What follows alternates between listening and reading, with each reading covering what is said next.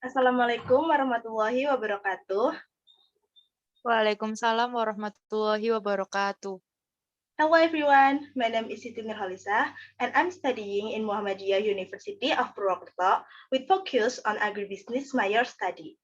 So the purpose why am I standing in front of you all is to giving a speech with the topic agricultural development in COVID-19 era. First of all, let me say thank you all that willing to take time to participate in this speech activity. Okay, now we are going to talk about agricultural development in COVID-19 era. So basically, agricultural development is a process of social change. Welfare status increases, social, political, cultural, environmental, and human resources increase due to change, growth, and improvement. In this COVID-19 condition, there are many impacts that are felt by various fields, including the agricultural sector. So for the agricultural sector, demands for hygiene of agricultural products are needed. Demands for creativity in agricultural sales, public trust in agricultural food ingredients. It's a non-well fact right. The existence of market uncertainty, which includes prices, sales, production, and distribution, affects the increase in imports of food stuff, namely shallots and white onions, sugar, and other commodities. Then, in addition to market uncertainty, there is also a market imbalance, which is the impact of lockdown policy that impact on prices and production. This market uncertainty must be a motivation in increasing export. In this era of COVID, it's necessary to have agricultural development, which includes commodities, markets, technology, transportation, production equipment, and education as well as training. In addition, there were changes in people's behavior starting from panic buying in the beginning of pandemic, barriers to distribution of agricultural commodities, and even distributions of agricultural products. While agricultural commodities tend to be elastic and supply tends to be high, resulting in significant price changes. This was also influenced by the decline in consumer purchasing power due to the increase in the number of layoffs.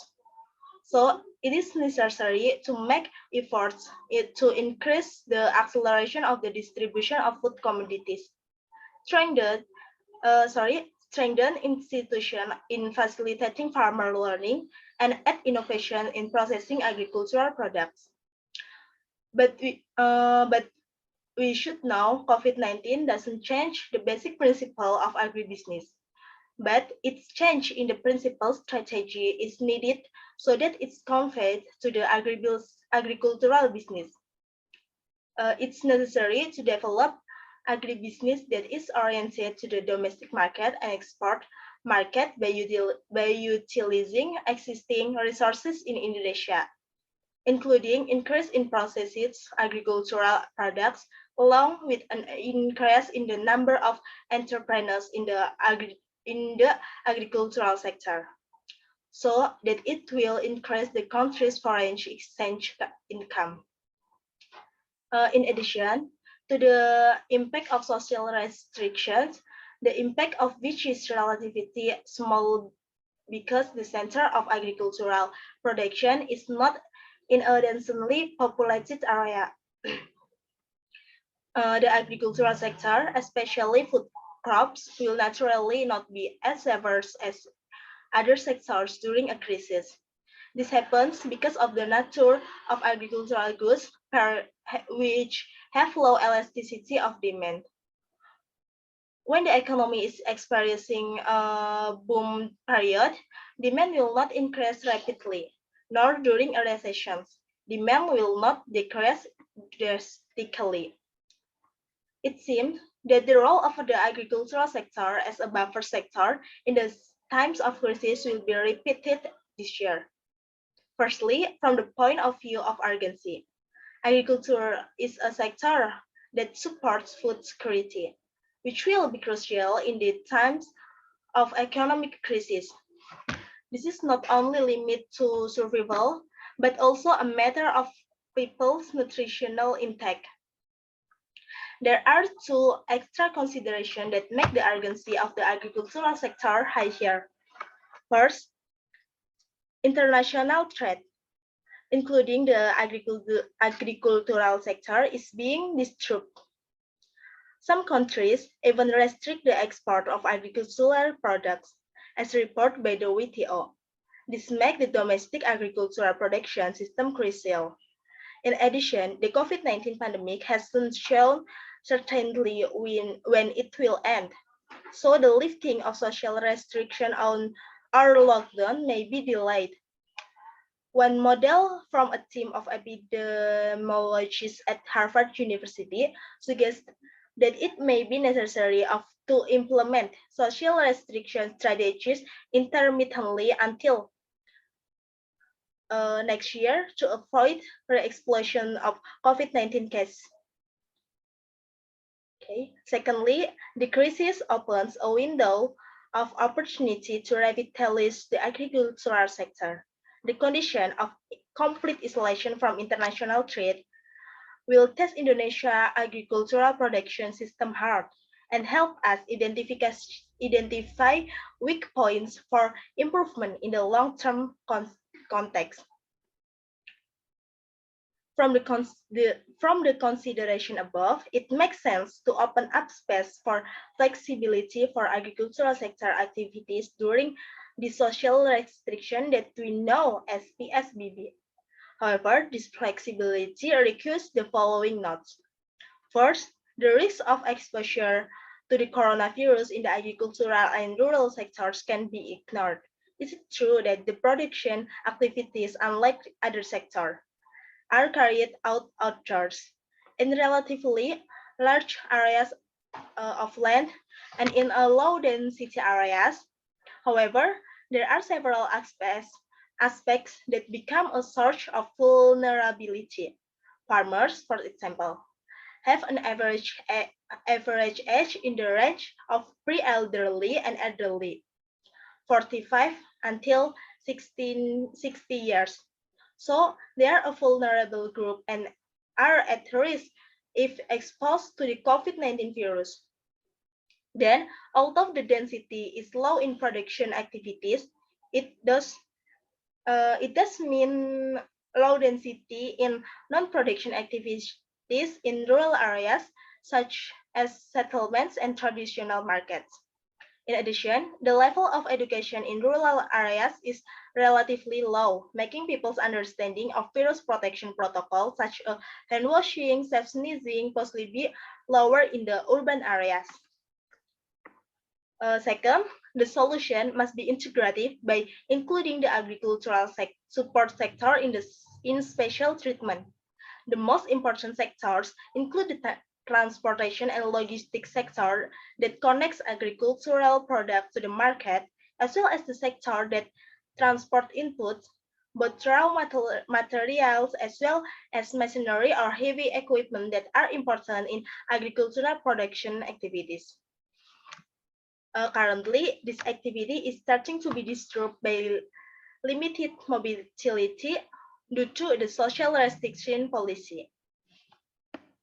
Third, the flexibility or relaxation of agricultural sector activities during the COVID-19 pandemic will not be of much benefit if demand disruption are not addressed.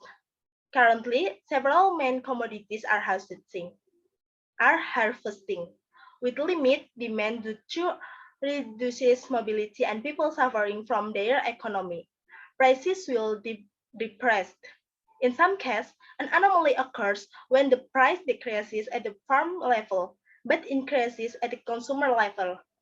Online marketing is still not a solution that embraces most farmers in remote areas. A limit survey conducted by the Odessa Indonesia Foundation in K markets in West Java show that around 50% of traders of agricultural products have returned home due to losses. Only a few still survive, relying on profit of 20,000 to 30,000 rupiah each day. In this side, because of this abnormal situation, the state must play its role more in linking demand and production. Based on the aspects discussed above, several recommendations are presented as follows. First, show empathy and particiation to farmers. Second, the state in times of crisis must be present more intensively in intervening in distribution.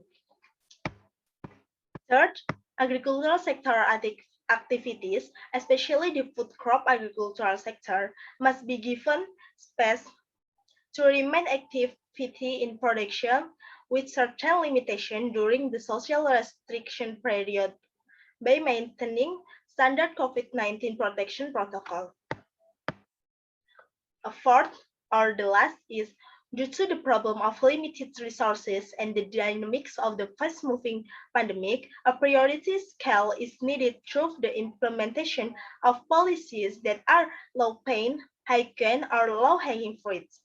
One way is to focus on production areas that supply the markets of this densely populated metropolitan areas.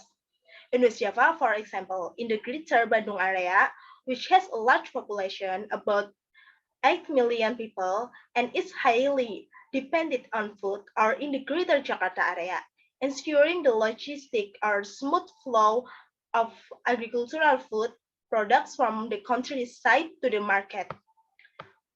Okay, in conclusion from my speech, let me leave you with this recommendation for academics, observers, or agricultural sector researchers. This is the right time to examine the weakness of the agricultural sector in Indonesia.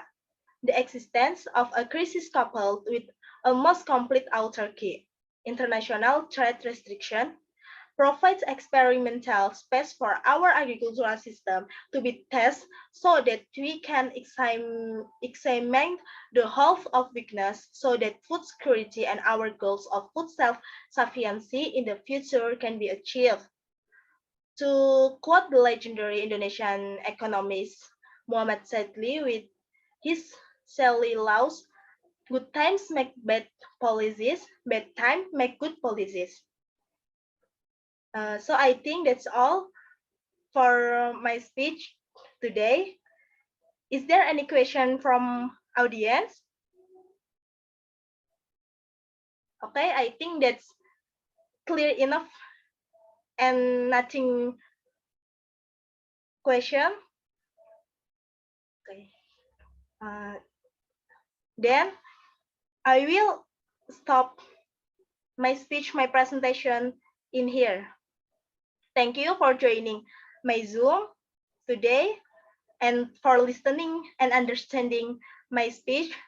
Hope it will help give you some information about agricultural condition in COVID-19 era. Very much.